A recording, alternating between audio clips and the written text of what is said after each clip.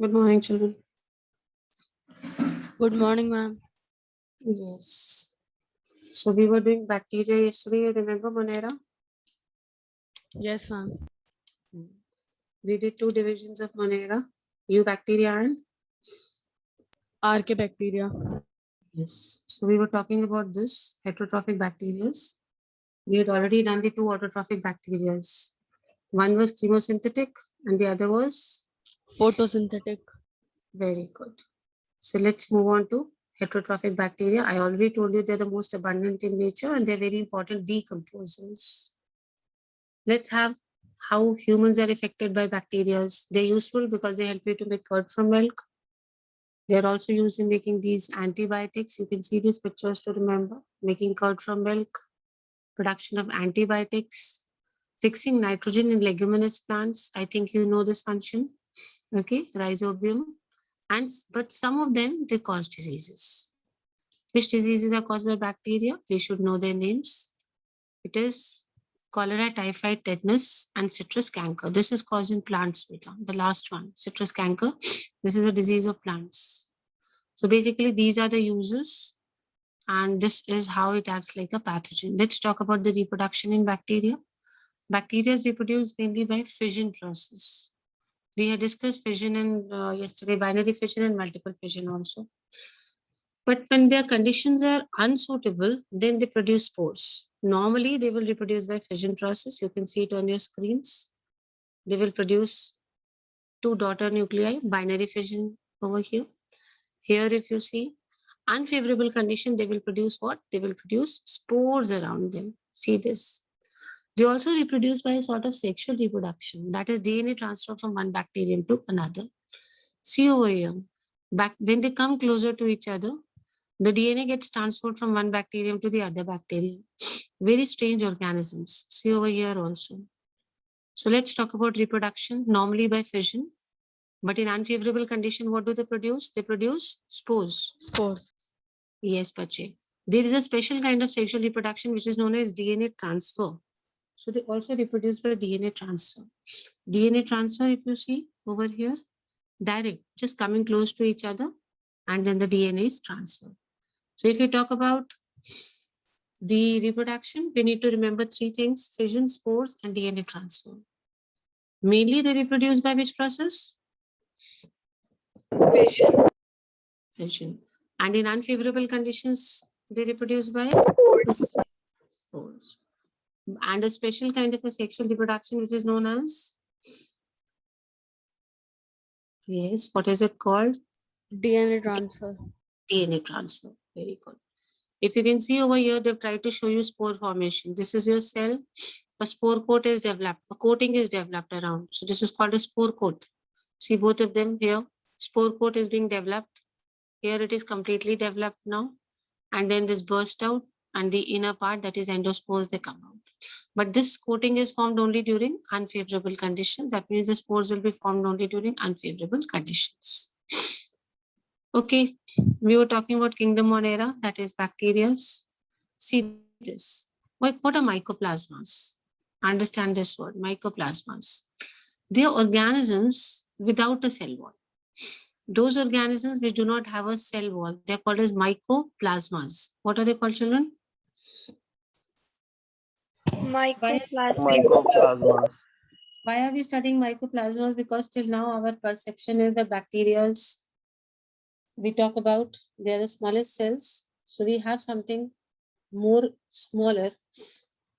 These are the smallest living cells known, mycoplasma. The special thing about them is that they do not have a cell wall. And also one thing better, they can survive without oxygen. They can cause diseases in both plants and animals. So this is about mycoplasmas. These are the smallest living cells. Remember, they are living, but the smallest ones. Do they have a cell wall? No, ma'am. No, ma'am. And the surprising part is, although they are living, but they can survive without oxygen. Okay? And they are pathogenic. Pathogenic means they cause, what do they cause? Diseases. What does the word pathogenic mean? They'll cause diseases. Before I move on to the next kingdom, Protista, let me have a quick revision of what I've done with you. We had already done autotrophic bacteria yesterday. There are two categories of autotrophs. Majority of them are heterotrophs. Very quickly, tell me what are the two categories of autotrophic bacteria? Chemosynthetic and Photosynthetic. Photosynthetic. we had two categories of bacteria's main classification. One which we can survive in adverse conditions. These are Archaea bacteria. good. And then we talked about the other category, which was which was the other one? U bacteria. Do you remember? Can you have the names of some common shapes of bacteria very quickly? Coccus, Bacillus, Vibrio, spirillum, vibrio. Spirillum. Archaebacteria was further classified on the type of medium they are found into halophiles and Thermoacidophiles and Thermoacidophiles methanogens. and methanogens. good. Eubacteria or Archaebacteria? Which ones are considered to be true bacteria? U bacteria. Eubacteria. Yes, Peter. So we had two categories of autotrophs, but most of them are heterotrophs. Here we did yesterday. These are the uses: curd, antibiotics, and nitrogen fixing. But they cause diseases. You should know the names of diseases: cholera, typhoid, and tetanus. And in plants, they cause a disease, citrus canker. What is the name of the disease that causes plants over here? Citrus.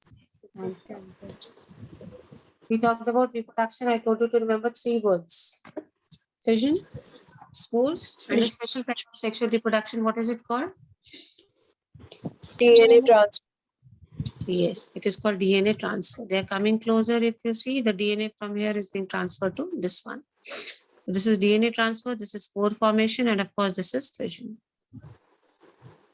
Then we talked about mycoplasmas. Are they living or they're non-living? Living. Living. Living cells. Very good. Do they have very nice? Do they have a cell wall? No. No, They do not have. They can survive. Very good. They can survive without?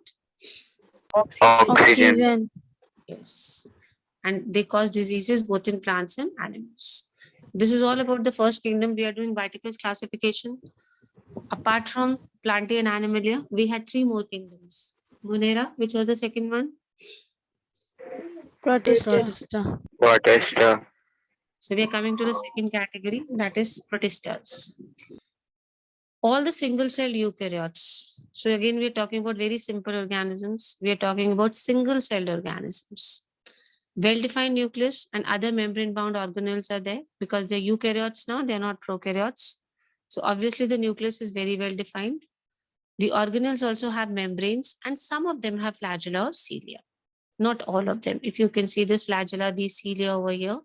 So three general properties of all protistas. They're single-celled eukaryotes. They have a proper nucleus because we just now said they're eukaryotes. And the organelles, do they have membranes? yes, Yes, ma'am. And some of them are motile, some of them can move around with the help of cilia and flagella. cilia and flagella. Good. These are the general things. We'll go into details now. Kingdom Protista. They're primarily aquatic.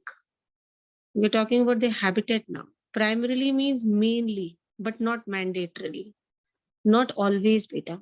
Okay, remember this word. I'm not saying always. It's not mandatory, but primarily, mainly, they are what? Terrestrial or aquatic?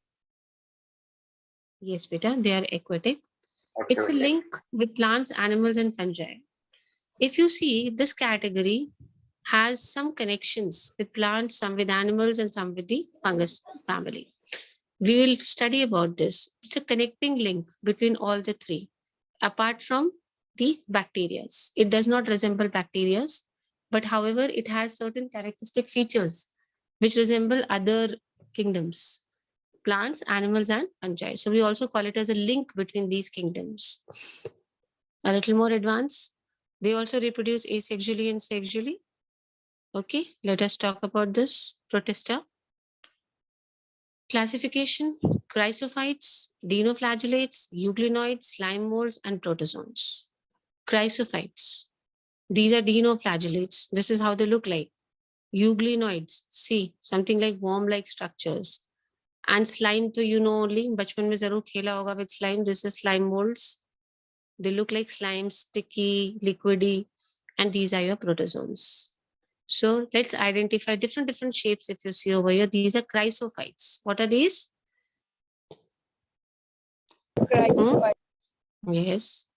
Dinoflagellates, these ones. These are, identify them, children. Euglenoid. Yes. And what is this? Slime mold. Yes. And this is your normal protozoan. You should know how it looks like. Let's talk about chrysophytes. This is what I showed you. Okay. They're found in freshwater and marine environment. I already told you they're aquatic. So obviously they're found in water. It could be freshwater or it could be sea. They're microscopic and they float passively in water currents. They don't put any efforts to float. They have no motile structures, no cilia, flagella over here. They just float with the water currents only. Such kind of organisms are called planktons, phytoplanktons and zooplanktons, if you remember. So they just float along with the water currents. Most of them are photosynthetic. If you can see over here, the green color, to be in your mind, these are green colored also, some of them.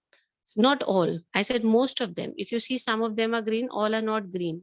So we'll say most of them are photosynthetic. And they mainly includes diatoms and golden algae, also called as desmids. So these are diatoms, small, round structures. These are examples, and this is golden algae. This is how golden algae look like. And it is called as desmid in biology. What do we call it as? Yes. Yes. So we have started with which kingdom after Monera? Protista. Protista. Aquatic or terrestrial? Aquatic. Aquatic. Prokaryotes or eukaryotes? Eukaryotes. Eukaryote. Peter, you will see that we are going from simple to complex. When we talked about Monera, and the last we'll compare and we'll see how we are going from simple to complex.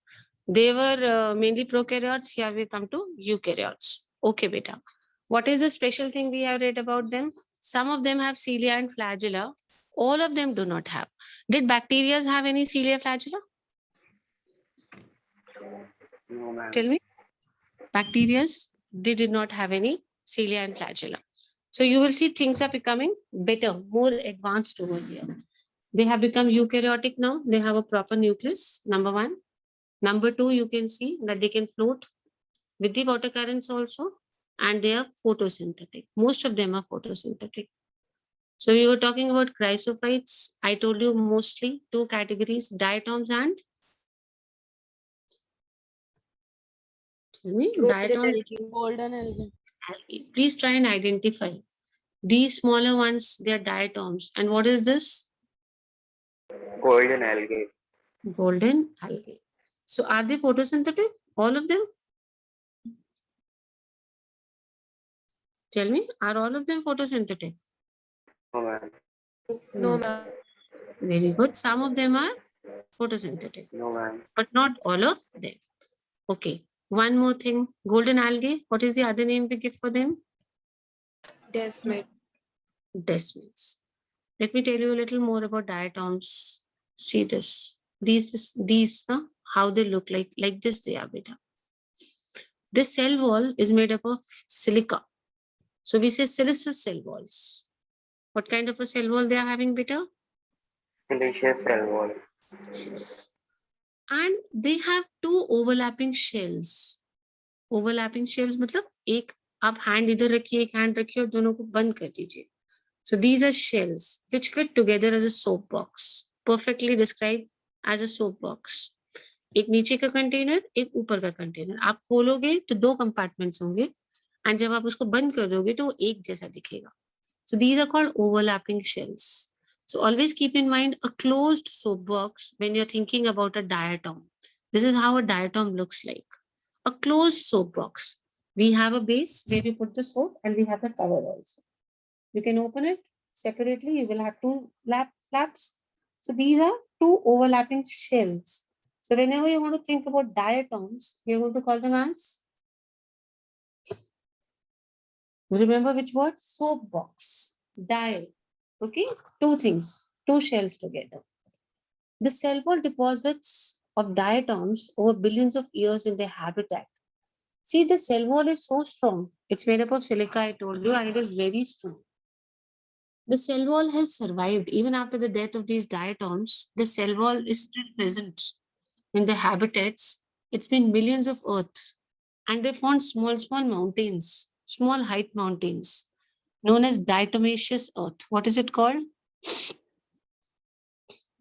See over here. These, if you go to hilly areas, you'll find them very commonly. Diatomaceous Earth. What is these called? Come on. Diatomaceous They're just deposits of the cell wall of what are these? Diatoms. Yes, beta.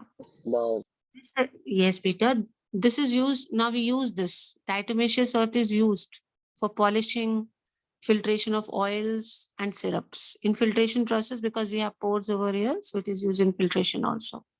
They are the chief producers in the ocean. Mainly, if you see, let me talk about this. These are diatoms. You can see them. This is your diatomaceous earth. Okay. Food grade diatomaceous earth. Small hill, a small mold is made over here. Small dot pores over here. So whenever we are going to talk about the first category of diatoms, sorry, let me come to this protista. The first one was these. What are these? cryophytes. Cryophytes. So whenever you will think about cryophytes, you're going to think about a soap box. So how many shells it has? Overlapping shells? Yes. How many overlapping shells in cryophytes, children?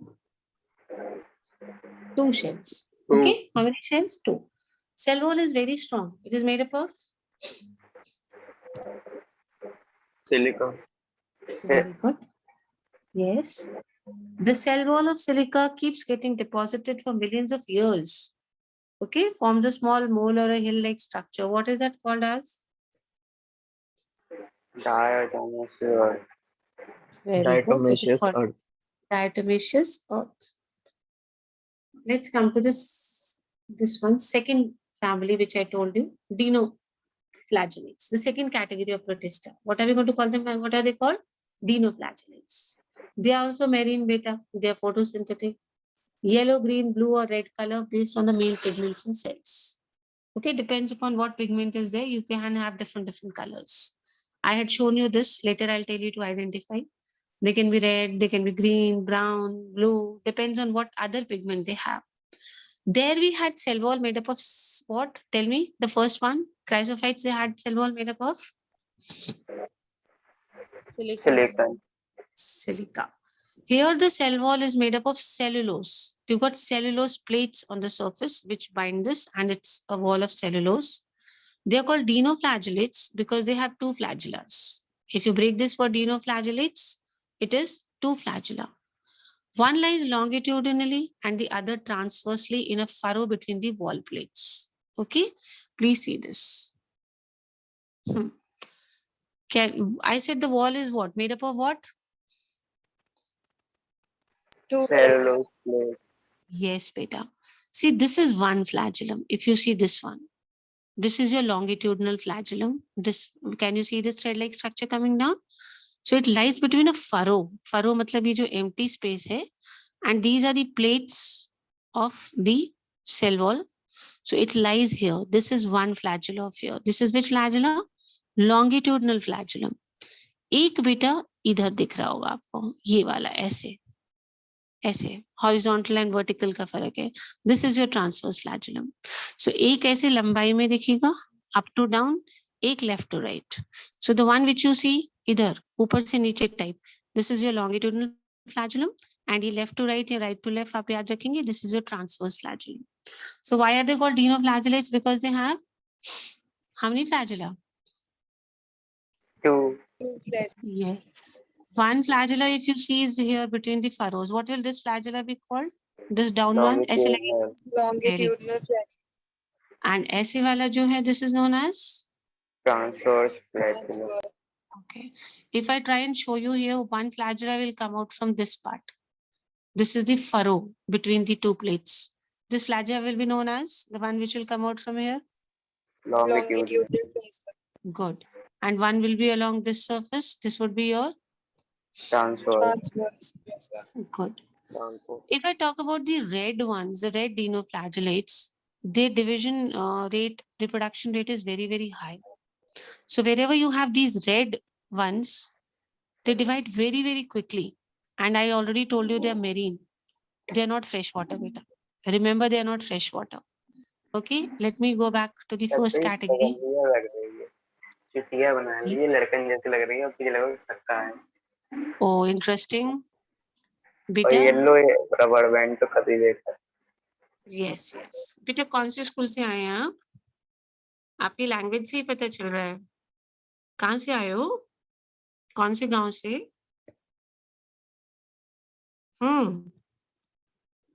Yes, beta. Let's move on. Let's not waste our time on stupid things. I was talking about chrysophytes. See the difference. Chrysophytes are found in both freshwater and marine environments. Can you see the difference over here?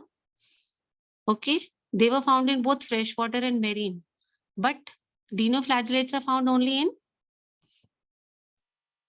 Marine water. मेरी I would like to show you something very interesting over here. See, as I told you, you will not find them in freshwater. They're only marine. And one special thing about red ones is that they rapidly multiply. So much so that the entire sea appears to be red. And when we have tides in such kind of sea, they are called red tides.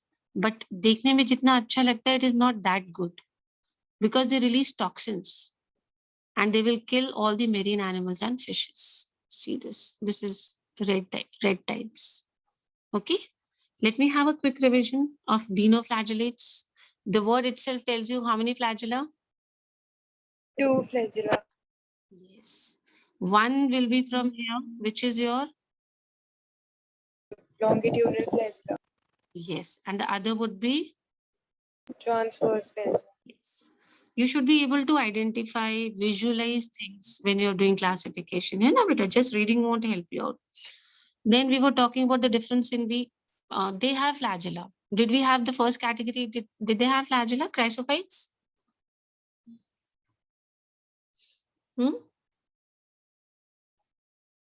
Yes, tell me quickly. We talked about No, ma'am. chrysophytes. Yes.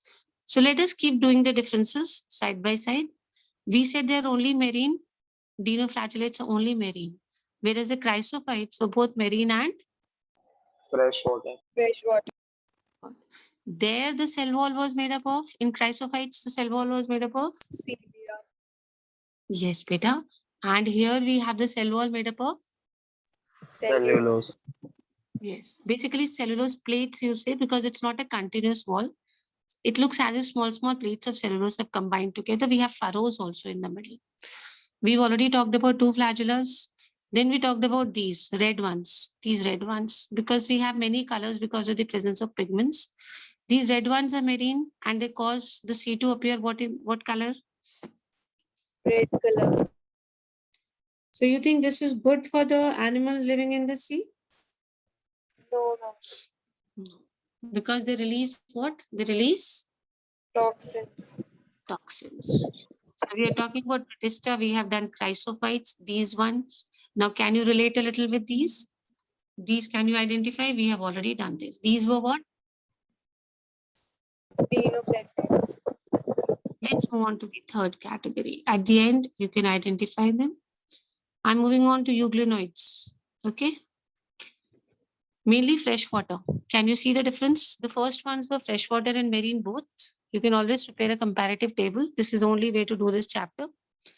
First ones were both fresh and marine. Second was only marine and this is only freshwater. Okay, euglenoids. Instead of cell wall, they have a protein-rich layer called pellicule. The first one had a layer of silica. The second one had plates made of Cellulose. cellulose. Okay, we should make a classification table, differentiation table. That is the easiest way to learn this chapter beta. Otherwise, you'll get confused. They do not have a cell wall. They have a protein-rich layer which is called pellicule. That is why the body is very flexible. They also have two flagella, but there is a difference here. One flagella is short and one is long. Let me show this to you. See this. Can you see this flagella? It is a long flagella. So let me talk about this. Can you see them? Fresh water. Where will you find them? Fresh water.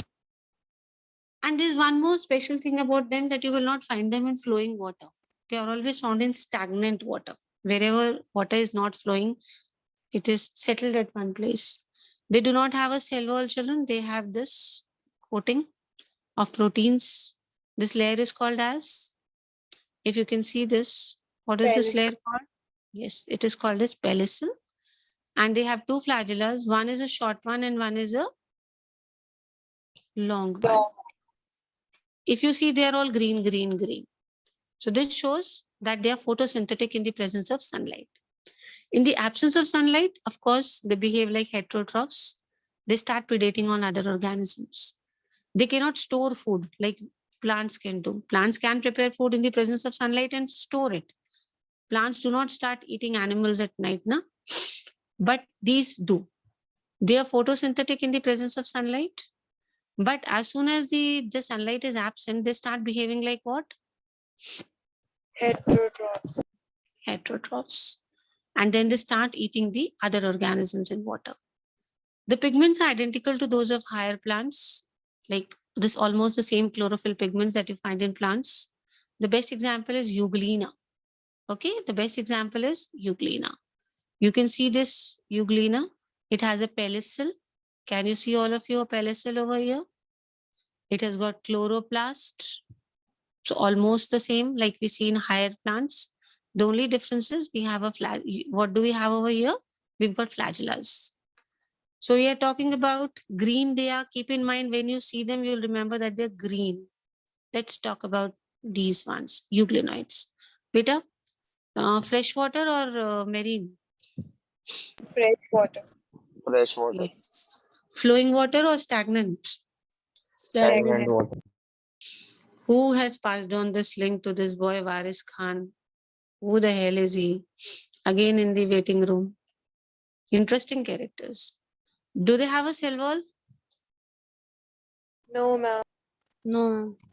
No, They ma'am. have a membrane made up of proteins. What is that called? P for protein, P for? Pellicule. Pellicule. Very good. They have two flagella. One is long, one is short. If you see them green color, you will always remember. At daytime, they are photosynthetic. But what do they do at night?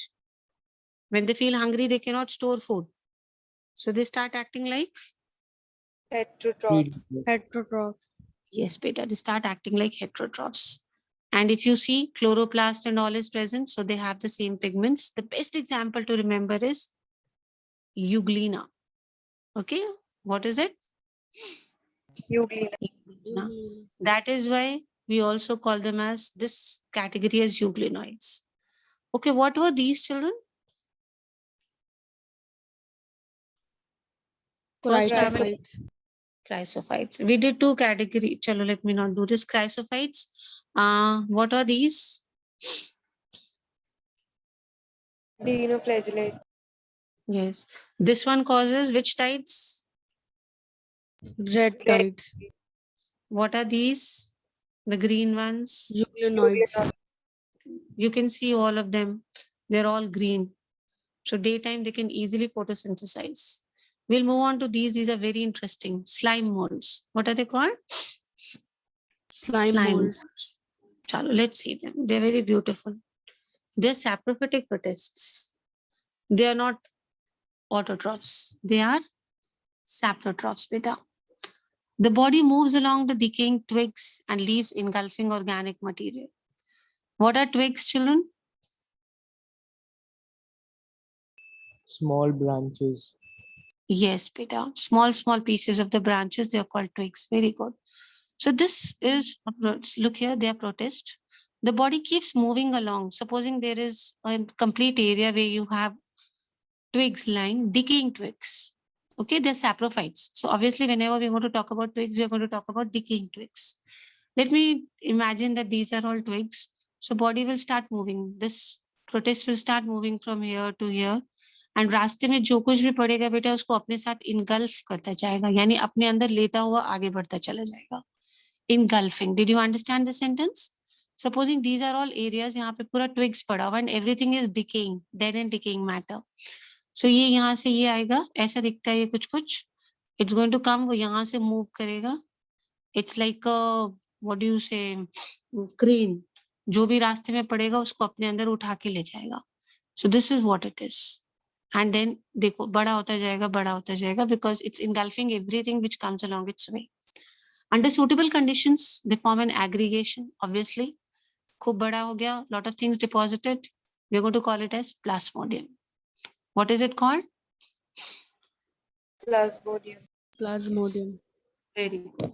And it could be so big at times that it spreads over several feet.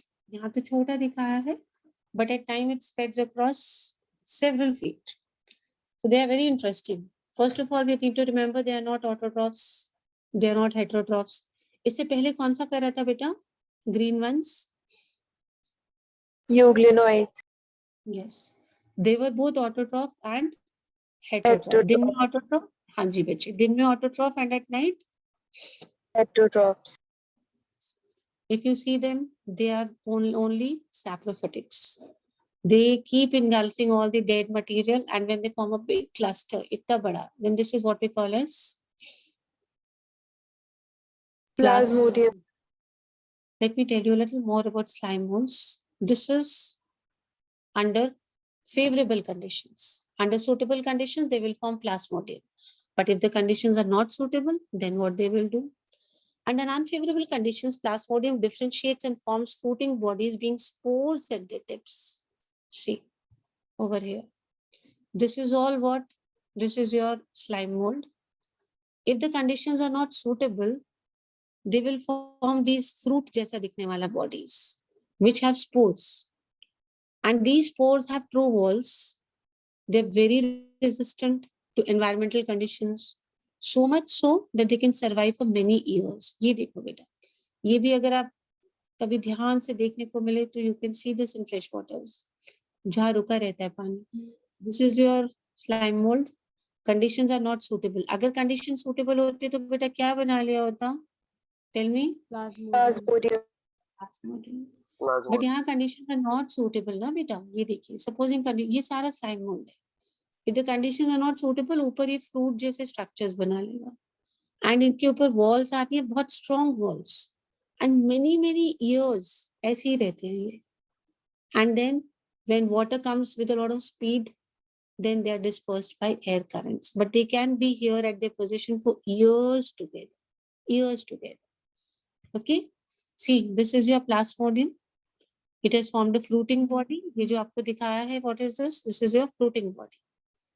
When water current will carry this, बाद में जाके meiosis होगा, spores will come out, gametes will be formed, fertilization will take place, a zygote will be formed, and you will get back the plasmodium.